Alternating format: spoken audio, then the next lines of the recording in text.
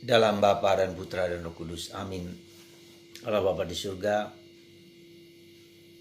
bantu kami untuk memahami kehidupan sebagai suatu misteri, sebagai sesuatu paradoks. Tak bisa hanya diselesaikan dengan kemampuan pikiran belaka, dengan solusi-solusi yang praktis. Ada sesuatu yang tak dapat dan tak mampu kita selesaikan dengan hanya sekedar mengandalkan kemampuan otak, kemampuan bicara, dan kemampuan manusiawi dan duniawi belaka. Bantu kami untuk memahami paradoks kehidupan ini dengan penuh kebijaksanaan. Demi Kristus Tuhan dan pengantara kami. Amin. Hari ini dalam Injil Lukas, Yesus memberikan kata-kata bahagia. Berbahagialah orang yang sekarang menderita. Berbahagialah orang yang sekarang dianiaya, karena dia akan mendapatkan kebahagiaan kemudian. Tapi celakalah orang yang sekarang ini bahagia. Celakalah yang sekarang ini orang enak-enak menyenangkan, karena nanti akan mendapat celaka. Saya mau mengajak Anda untuk berpikir dan melihat kehidupan ini sebagai suatu paradoks.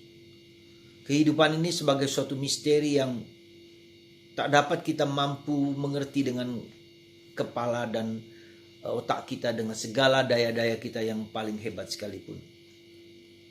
Kemarin saya melihat YouTube seorang fotografer dari Cina yang 8 tahun terus-menerus memfoto dengan lampu di bawah laut. Menemukan ikan yang fantastis, luar biasa. Seperti hanya sekedar tulang-tulang, tetapi ketika dipotret begitu, ya, ketika difilmkan, wow, tak pernah dilihat dari kacamata kita di bawah laut. Padahal laut itu begitu dalam, dan apalagi semakin dalam, itu bagian kecil dari seluruh alam semesta yang masih harus dipahami oleh banyak orang. Juga pernah saya melihat di angkasa luar, di galaksi, masih ada puluhan lagi planet-planet lain yang belum dapat diduga dan belum dapat dicapai. Hanya karena manusia belum mampu dengan teleskop yang super canggih pun. Dan ternyata ada banyak yang menyebut siapa, lupa saya namanya, banyak sekali itu. Jadi sekali lagi ini mengandaikan kita bahwa kita memang diciptakan Allah dengan begitu luar biasa, tetapi ada keterbatasan yang kita miliki. Kalau kita mengandalkan diri kita dan tidak percaya dengan realitas misteri, kita hanya mengandalkan positivisme dalam kehidupan kita, dalam memandang, maka begitu dangkalnya kita. Kita padahal melihat semesta alam yang luar biasa, yang masih harus diselidiki, diselami, explore lebih dalam, ya, untuk menunjukkan memang manusia begitu tinggi, begitu mulia diciptakan Tuhan, tapi terbatas juga. Apalagi nanti kalau kita berada di dunia lain, ketika kita wafat, ketika kita mati, ya, dunia yang tak terlukiskan, tak terkirakan, betapa Allah menunjukkan kepada kita akhir kehidupan kita, kebahagiaan seperti yang ditunjukkan Yesus bersama ketiga muridnya, Nabi Elia dan Musa. Petrus, Yakobus, dan Yohanes melihat kemuliaan Yesus yang begitu luar biasa, ya, begitu indah. Nah, dengan melihat kenyataan seperti ini, maka kita belajar menjadi lebih rendah hati.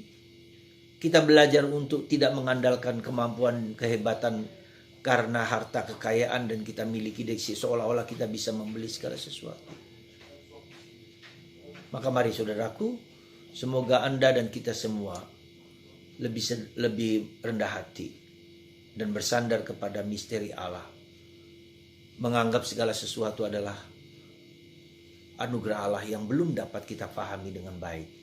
Seandainya kita rendah hati, seandainya kita bersujud, seandainya memasuki misteri Allah yang agung dan mulia itu, pastilah kita akan lebih bahagia, lebih tenang, lebih damai. Tuhan memberkati Anda semua. Dan semoga kita berani menanggung, mengalami penderitaan dan salib sebagai guru kita yang paling bijaksana. Kita dipanggil juga untuk menjadi bijak dalam menghadapi kehidupan. Jangan terpaku dan terpesona dengan keindahan, kecantikan duniawi yang akan hancur ini. Hidup kita masih panjang dan berakhir pada saat bersama Kristus dalam kebahagiaan yang tak terlukiskan dengan kata-kata. Tuhan memberkati Anda semua, Bapa, Putra, dan Roh Kudus.